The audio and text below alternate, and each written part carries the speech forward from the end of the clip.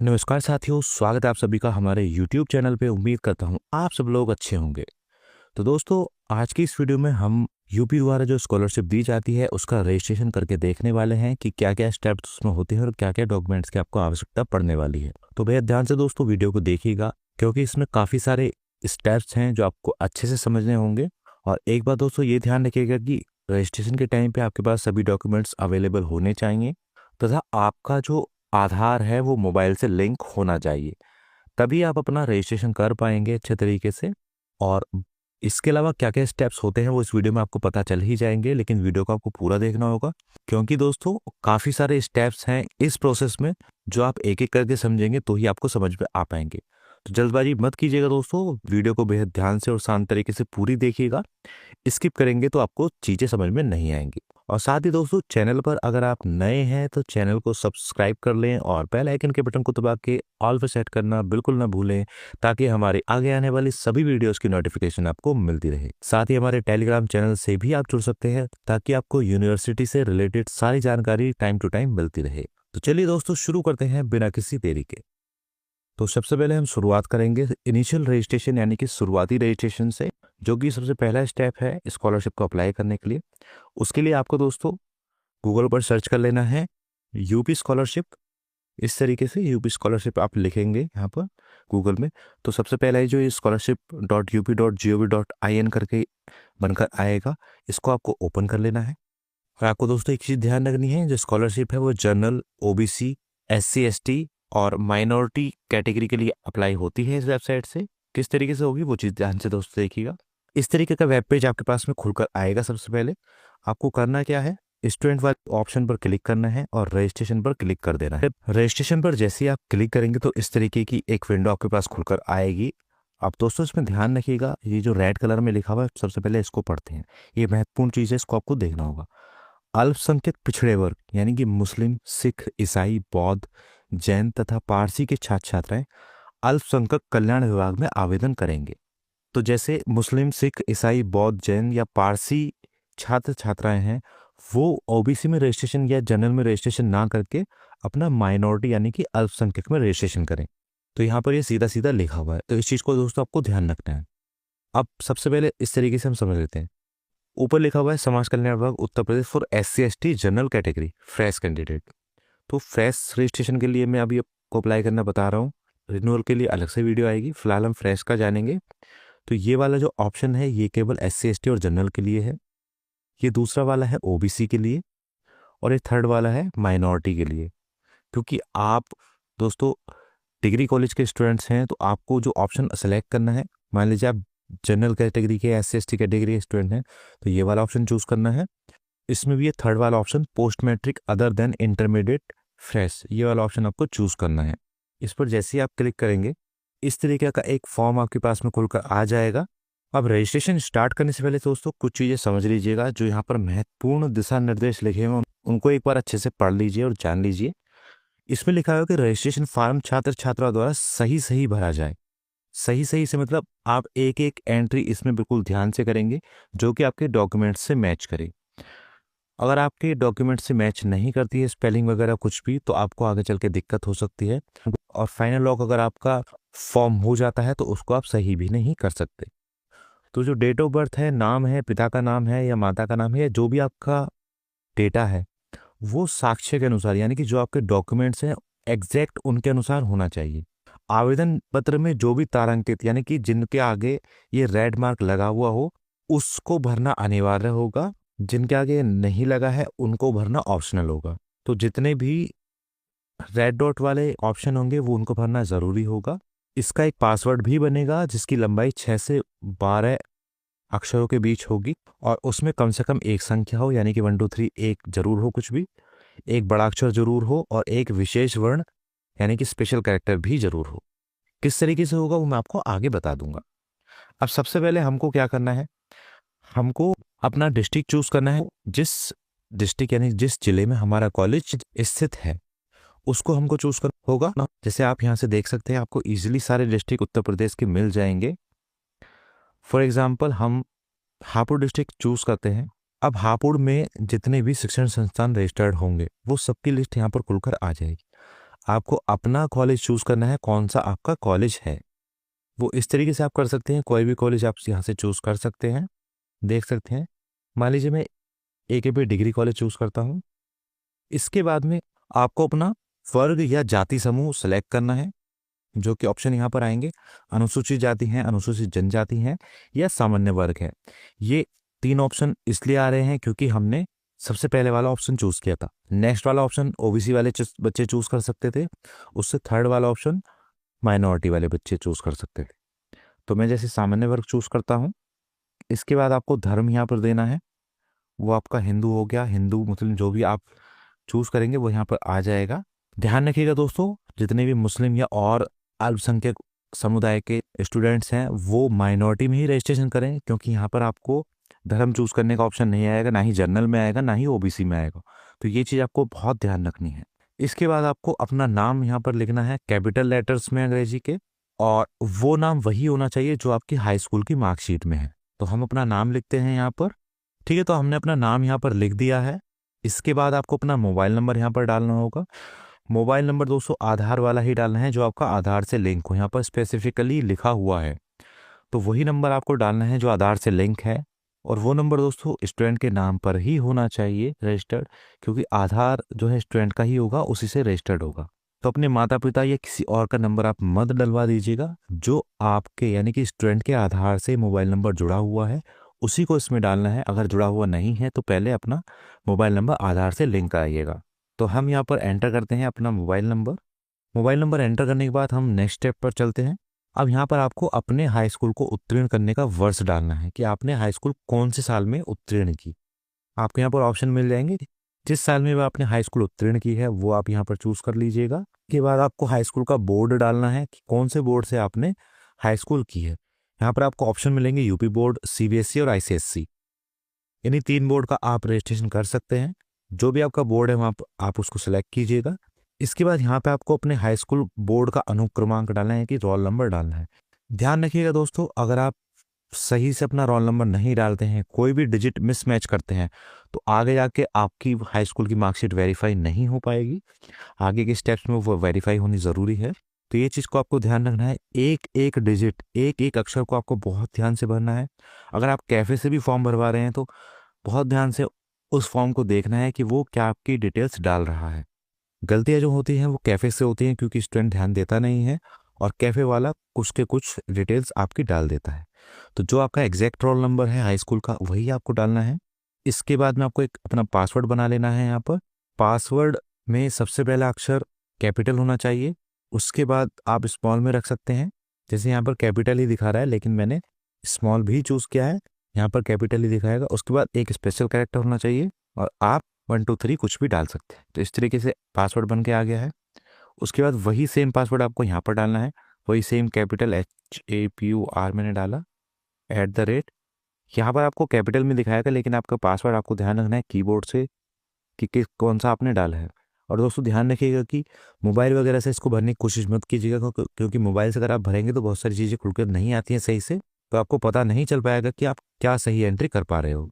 इसके बाद ये कैप्चा आपको यहाँ पर डालना है, और जनरेट OTP पर क्लिक करेंगे तो आपके पास एक OTP जाएगा, उसको यहाँ पर डालना होगा।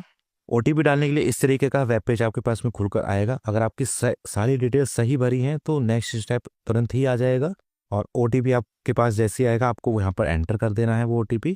और इसके बाद ये वाला कैप्चा यहाँ पर आपको एंटर करना है। इसको जैसे आप एंटर करेंगे यहाँ पर submit OTP and submit for registration ये क्लिक कर देना है। इस तरीके से एक आपका इनिशियल रजिस्ट्रेशन हो जाएगा, जिसमें आपका रजिस्ट्रेशन नंबर आपको लिखा मिलेगा, उसको आपको नोट करके लिख लेना है।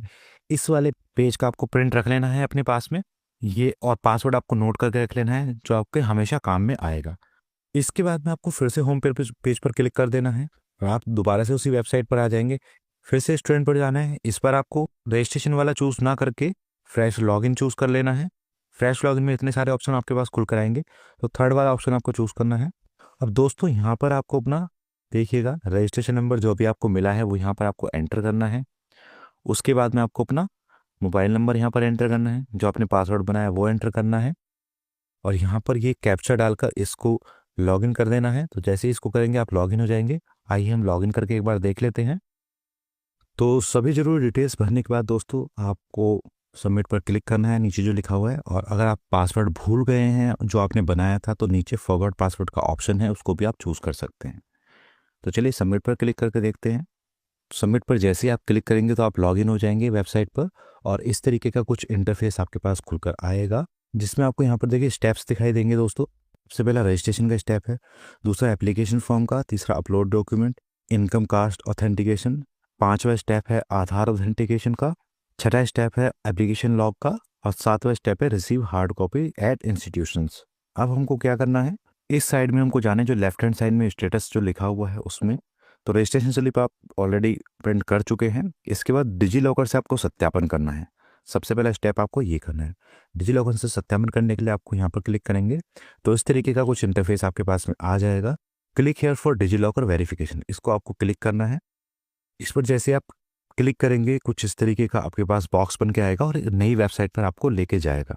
इस पर जैसे ही क्लिक करेंगे तो आपका यहाँ पर देखिए दोस्तों डिजी लॉकर लॉगिन करने के लिए एक ऑप्शन आ गया है। तो अगर आपने ऑलरेडी डिजी लॉकर का पिन सेट किया हुआ है, पासवर्ड बनाया हुआ है, तो आप इजीली लॉगिन कर सकते हैं। और अगर नहीं बनाया हुआ है तो आपको यहाँ से साइन अप उसको करना होगा। लेकिन अगर आपका ऑलरेडी है तो यहाँ पर आप अपना आधार नंबर डालिएगा। यहाँ पर जैसे अपना आधार नंबर डालेंगे तो साइड में ये जो आई का बटन बन के आ रहा है, इसको जैसे आप क्लिक करेंगे तो आप अपना आधार नंबर देख सकते हैं कि आपने आधार नंबर सही डाला है या नहीं डाला है। इसके बाद में आपको नेक्स्ट पर क्लिक करना है, और नेक्स्ट पर क्लिक करते ही दोस्तों इस तरीके की एक विंडो बन के आएगी। आपसे ये ओटीपी का वेरिफिकेशन मांगेगा जो कि आपके आधार से लिंक मोबाइल नंबर पर जाएगा। तो जो ओटीपी आपको रिसीव हुआ है वो आपको यहाँ पर एंटर करना है और सबमिट पर क्लिक कर देना है। सबमिट पर क्लिक करते ही दोस्तों नेक्स्ट जो विंडो आएगी वो आएगी आपका जो डिजी लॉकर का आपने पिन बनाया हुआ है उसके लिए। तो अगर आपको पिन याद है तो उसको डाल दीजिएगा, अगर आपको पिन याद नहीं है तो फॉरगॉट सिक्योरिटी पिन पर जाकर उसको रीसेट कर लीजिएगा।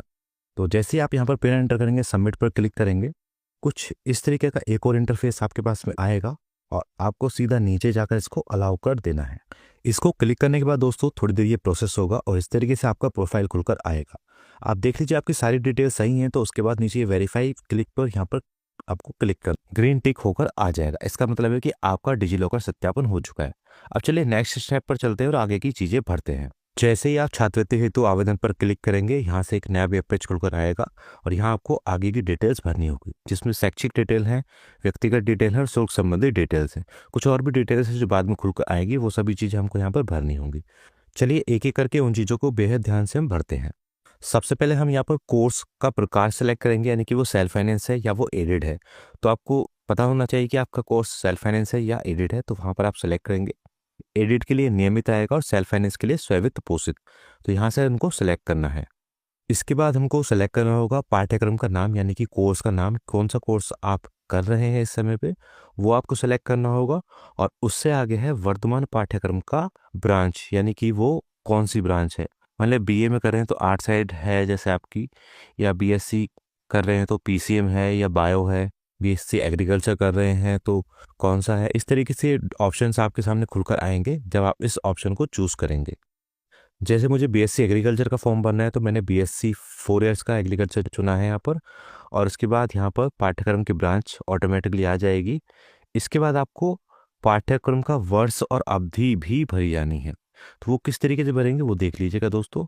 पाठ्यक्रम का वर्ष यानी कि किस वर्ष में आप हैं उसकी अवधि तो नीचे आ ही जाएगी ऑटोमेटिक, लेकिन किस वर्ष में आप हैं उसके वो चीज़ आपको यहाँ से चयन करनी है और बेहद ध्यान से दोस्तों उसको लिखना है। जिस ईयर में आप वर्तमान में हो, मतलब फॉर्म भरते टाइम जिस ईयर में हो उसी ईयर को चूज करना है आपको।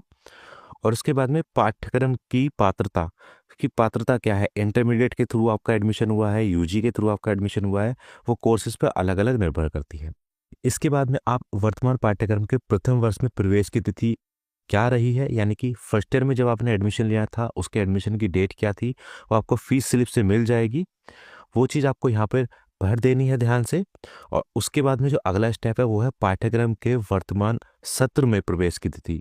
तो दो चीज़ें अलग अलग हैं दोस्तों, ध्यान रखिएगा। जो फ्रेश स्टूडेंट हैं उनके लिए दोनों चीज़ें सेम रहेंगी, और जो रिन्यूअल कर रहे हैं उनके लिए दोनों चीज़ें अलग रहेंगी। पहले वाली जो कॉलम है उसमें आएगा जो आपका फर्स्ट ईयर का एडमिशन की डेट है वो, और दूसरा जो कॉलम है उसमें वो डेट आएगी जिस कोर्स में अभी आप पढ़ रहे हो उसमें किस डेट को एडमिशन लिया है। तो ये चीज़ बेहद ध्यान से दोस्तों भरवाइएगा, छोटी छोटी चीजें हैं लेकिन बहुत महत्वपूर्ण है, इनको बहुत ध्यान से भरवाइएगा, ये चीज आपको ध्यान रखनी होगी। अब जैसे इस स्टूडेंट की वर्तमान पाठ्यक्रम में प्रवेश की तिथि और वर्तमान सत्र में प्रवेश की तिथि सेम है, तो एक ही भरी जाएगी और वो चीज हम भर देते हैं यहाँ पर। इसके बाद में दोस्तों अगला ऑप्शन है आवासीय दीवा छात्र। इस नेक्स्ट वाले में आपको कुछ नहीं करना है, विश्वविद्यालय बोर्ड वाले में आवासीय या दीवा छात्र। दीवा छात्र कौन से होते हैं, आवासीय छात्र कौन से होते हैं? ठीक है, आवासीय छात्र वो होते हैं जो हॉस्टल में रह रहे होते हैं कॉलेज के, तो उनको आवासीय छात्र बोला जाता है। और दीवा छात्र हैं जो बिना हॉस्टल के रह रहे हैं। तो ये चीज ध्यान रखिएगा, अगर आप हॉस्टल में रह रहे हो तो आपको आवासीय छात्र चुनना है, अगर आप दीवा छात्र तो वो आपको वो चूज करना है। इसके बाद नेक्स्ट स्टेप पर दोस्तों आपको सबसे पहले हाई स्कूल, उसके बाद इंटरमीडिएट, और उसके बाद जो भी अगर और कोर्स कर रहे हो तो वो आपको चूज करना है। यहाँ पर ऐड न्यू रो का ऑप्शन है यहाँ पर, तो ये चीजें बेहद ध्यान से दोस्तों भरनी है। इसमें आपको आप कौन से साल में उत्तीर्ण किया है, मैक्सिमम मार्क्स कितने हैं, उसमें से कितने मार्क्स आपको मिले हैं और क्या परसेंटेज आपकी रही है, और किस बोर्ड या किस यूनिवर्सिटी से आपने वो कोर्स किया है, ये चीज़ आपको बहुत ध्यान से भरनी है दोस्तों नेक्स्ट वाले कॉलम में। एक बार दोस्तों लॉग आउट करके लॉग इन करके दोबारा देख लीजिएगा, क्योंकि पहले कुछ ऑप्शन आ नहीं रहे थे, जब मैंने दोबारा लॉग इन किया तो काफ़ी सारे ऑप्शन और खुलकर आ गए हैं, तो उन चीज़ों को आप देख लीजिएगा बहुत ध्यान से। इसके बाद में आप अपनी ये सब डिटेल्स फिल करके इसको सबमिट कीजिएगा फाइनल, ये कैप्चा डाल करके। जैसे आप सबमिट करेंगे तो आप नेक्स्ट पेज पर पहुंच जाएंगे।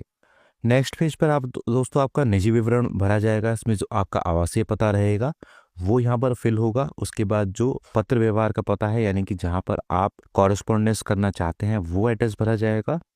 इसके बाद यदि कोई आपकी फिजिकल डिसेबिलिटी है तो वो चीज़ भरी जाएगी, इन चीज़ों को आप भरेंगे। उसके बाद में नीचे जो कैप्चा दिया हुआ है उसको डाल करके सबमिट कर देंगे। इस स्टेप को पूरा करने के बाद दोस्तों आपको नेक्स्ट स्टेप मिलेगा शुल्क संबंधी विवरण का। वहां पर आपको अपना शुल्क डालना होगा। फीस डालते समय दोस्तों ध्यान रखना है कि आपको वो फीस डालनी है जो आपकी सिक्योरिटी फीस से अलग फीस है, यानी कि जो आपने सिक्योरिटी फीस दी हुई है उससे अलग ही आपको फीस यहाँ पर डालनी होगी। फीस की डिटेल्स डालने के बाद दोस्तों आपको अपना गत वर्ष का परीक्षा का विवरण डालना है। गत वर्ष का जो भी आपका परीक्षा का परिणाम रहा है वो यहाँ पर डालना है। वो अच्छे से आपको चूज करना है कि आपका लास्ट ईयर का परीक्षा परिणाम यानी कि एग्जाम का रिजल्ट रहा है वो किस तरीके से रहा है। जो आपकी प्रणाली है वो वार्षिक है या सेमेस्टर है, उसमें आप पास हुए क्या रहे, और गत वर्ष की अंक प्रणाली भी आपको डालनी है। साथ ही उनके जो मार्क्स आपको मिले हैं वो डालने हैं, यानी कि पिछला जो भी आपका रिजल्ट रहा है वो सारी चीज़ें बहुत ध्यान से इसमें भरनी होंगी। यहाँ से परसेंटेज दोस्तों काउंट होगी, वो चीज़ आपको बहुत ध्यान रखनी है। एक एक चीज़ बहुत ध्यान से यहाँ पर आपको भरनी है। ये डिटेल्स भरने के बाद दोस्तों आपको अपडेट पर क्लिक करना होगा, और जैसे ही आप अपडेट पर क्लिक करेंगे आप नेक्स्ट विंडो पर पहुंच जाएंगे। कुछ इस तरह की विंडो आपके पास में खुलकर आएगी। तो आपको जो लेफ्ट हैंड साइड पर ये होम का बटन दिखाई दे रहा है, इस पर आपको क्लिक करना होगा, तो आप अपने उसी पेज पर पहुंच जाओगे जहां से आप फॉर्म फिल कर रहे थे। इसके बाद में दोस्तों आपको करना क्या है, और कुछ चीज़ें करनी है जो मैं आपको आगे बताने वाला हूँ। ध्यान से दोस्तों देखिएगा वीडियो को। अगला जो स्टेप है वो है दोस्तों इनकम सर्टिफिकेट, कास्ट सर्टिफिकेट और आधार के ऑथेंटिकेशन का। तो वो किस तरीके से करेंगे आइए वो मैं आपको बता देता हूँ। उसके लिए आपको ये जो लेफ्ट हैंड साइड पर ऑप्शंस दिए हुए हैं आय जाति प्रमाणीकरण, इस पर क्लिक करना होगा। तो सबसे पहले आपका आय का प्रमाण पत्र प्रमाणन वो मांगेगा, वो आपको करना है। आपके आय प्रमाण पत्र में एक आवेदन क्रमांक करके लिखा होगा और उसके नीचे एक प्रमाण पत्र क्रमांक लिखा होगा, वो चीज़ आपको यहाँ पर भरनी होगी। और उसके बाद जो नीचे कैप्चा दिया हुआ है उसको डाल करके सबमिट कर देना है। तो आपका अगर आय प्रमाण पत्र सही होगा तो वो वेरीफाई हो जाएगा। देख सकते हैं कि मैंने डिटेल्स डालकर यहाँ पर नीचे सबमिट पर क्लिक किया, तो नीचे यहाँ पर डिटेल्स शो हो गई हैं। जो भी आय प्रमाण पत्र में डेटा वहाँ पर ऑनलाइन अवेलेबल है, इस तरीके से आप इसको चेक कर सकते हैं। देखिए नीचे डिटेल्स आ गई हैं। उसके बाद मुझे वेरीफाई पर क्लिक करना होगा तो मेरा इनकम सर्टिफिकेट वेरीफाई हो जाएगा। इसके बाद में दोस्तों जाति प्रमाण पत्र के लिए मांगेगा। तो जनरल के लिए जाति प्रमाण पत्र की आवश्यकता नहीं होती है। बाकी अगर आप किसी और कैटेगरी का फॉर्म भर रहे हो तो उसमें आपको जाति प्रमाण पत्र की आवश्यकता होगी। उसका वही आपको आवेदन फार्म संख्या और जाति प्रमाण पत्र क्रमांक दिया हुआ होता है, उस पर वो चीज़ डालेंगे आप और नीचे कैप्चा एंटर करेंगे तो उसके बाद वही डिटेल्स सेव करेगा और आपको वेरीफाई पर क्लिक करना होगा। दोनों ही चीज़ें अगर आपकी सही हैं यानी कि एक्सपायर नहीं हुई हैं तो आपका ये वेरीफाई हो जाएगा। आप देख सकते हैं इस तरीके से डिटेल्स नीचे आ गई हैं और वेरीफाई पर मैं क्लिक करता हूँ तो ये वेरीफाई हो जाता है। देखिए वेरीफाई हो चुका है। इसके बाद दोस्तों आधार ऑथेंटिकेशन की प्रक्रिया रहेगी, तो वो किस तरीके से होगी आइए समझते हैं। आधार ऑथेंटिकेशन से ही आपका एनसीपीआई सत्यापन भी होगा, जो कि आपके बैंक से रिलेटेड रहेगा। तो आधार ऑथेंटिकेशन के लिए आपको इधर क्लिक करना होगा, प्रमाणीकरण है तो आधार नंबर डालें यहाँ पर, और जैसे इसको क्लिक करेंगे कुछ इस तरीके का इंटरफेस आ जाएगा। यहाँ पर अब आपको ध्यान रखना है कि आपका नाम और डेट ऑफ बर्थ शो करेगा। अगर वो आपके हाई स्कूल के नाम और डेट ऑफ बर्थ से अलग आ रहे हैं तो सबसे पहले अपना आधार अपडेट करा लीजिए, उसी के बाद इसको प्रोसेस कीजिएगा। क्योंकि अगर दोनों मिसमैच हो जाएंगे, यानी कि आधार कार्ड और हाई स्कूल की जो डेट ऑफ बर्थ या नाम की स्पेलिंग है वो अगर मिसमैच हो रही हैं, तो आगे जाके आपको स्कॉलरशिप में दिक्कत आएंगी, वो आपको आगे जाके भी ठीक कराना होगा। तो उससे पहले ही आप इनको ठीक करा के तभी इसको प्रोसेस कीजिएगा। अब आप अपना आधार नंबर यहाँ पर डालेंगे और उसके बाद में नीचे दोबारा से आधार नंबर डालेंगे और नीचे टिक पर क्लिक करेंगे और दिया गया कोड डाल के इसको सबमिट करेंगे, तो आपका आधार अगर ठीक होगा तो वो वेरीफाई हो जाएगा। दोस्तों आपका आधार सक्सेसफुली वेरीफाई होने के बाद में जब आप नेक्स्ट पेज पर जाएंगे, तो जो चीज़ें आपकी वेरीफाई होती जा रही हैं उन पर ग्रीन टिक होता जाएगा, देख लीजिए आप। इसके बाद में आपको अपना हाई स्कूल का रोल नंबर प्रमाणीकरण करना है, उसके लिए आप क्लिक करेंगे यहाँ पर और नीचे चेक हाई स्कूल बोर्ड पर क्लिक करेंगे। तो अगर आपने हाई स्कूल का रोल नंबर बिल्कुल सही डाला है तो वो वेरीफाई हो जाएगा एक ही क्लिक में। और इसके बाद दोस्तों देखिएगा लेफ्ट हैंड साइड पर जितनी भी चीज़ें ग्रीन होकर आ रही हैं वो वेरीफाई हो चुकी हैं, और ऊपर यहाँ पर भी जो स्टेप्स आ रहे हैं जो भी ग्रीन हो चुके हैं वो वेरीफाई हो चुके हैं, यानी कंप्लीट हो चुके हैं आपके। और नीचे भी आप दोस्तों देखिएगा कि नीचे एक आधार वेरिफिकेशन का ऑप्शन आता है लिखा हुआ, वो अगर ग्रीन हो रहा है तो वो भी ओके है। अब ये सारी चीज़ें आपके अगर ओके हो चुकी हैं तो आप जो है जांच हेतु आवेदन प्रिंट करें इस पर क्लिक कर सकते हैं।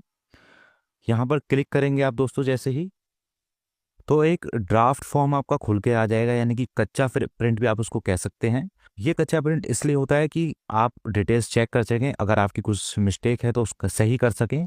और यह प्रिंट शिक्षण संस्था में जमा करने हेतु नहीं होता है, ये चीज़ यहाँ पर लिखी हुई है। इसका प्रिंट आउट लेके आप अपने कॉलेज में इसको चेक करा सकते हैं, अगर कोई आपकी डिटेल्स गड़बड़ है या कुछ भी दिक्कत है तो बहुत आसानी से वो चेक हो जाएगा। इसको फिल करने के दोस्तों 3 दिन के बाद में आप अपना कोई भी अगर एडिट है तो उसको एडिट करके उसको सही करके फाइनल लॉक कर सकते हैं। फाइनल लॉक होने के बाद में आपका कोई भी करेक्शन नहीं हो पाएगा। तो इन 3 दिन के अंदर जो भी आपका डेटा है अगर आप उसको चेंज करना है तो वो उसको आप चेंज कर लीजिएगा ध्यान से। फाइनल लॉक होने के बाद ध्यान रखिएगा कोई भी डेटा आप चेंज नहीं कर पाएंगे। तो इस तरीके से दोस्तों आप इजीली अपना स्कॉलरशिप का फॉर्म भर सकते हैं। तो बस दोस्तों आज की वीडियो में इतना ही, उम्मीद करते हैं वीडियो आपको पसंद आई होगी। वीडियो अगर आपको पसंद आई हो तो लाइक एंड शेयर कर देना, और चैनल पर अगर आप नए हैं तो चैनल को सब्सक्राइब कर लें और बेल आइकन के बटन को दबा के ऑल पर सेट करना बिल्कुल ना भूलें, ताकि हमारी आगे आने वाली सभी वीडियोज़ की नोटिफिकेशन आपको मिलती रहे। तो मिलते हैं दोस्तों अगली वीडियो में, तब तक के लिए बाय बाय।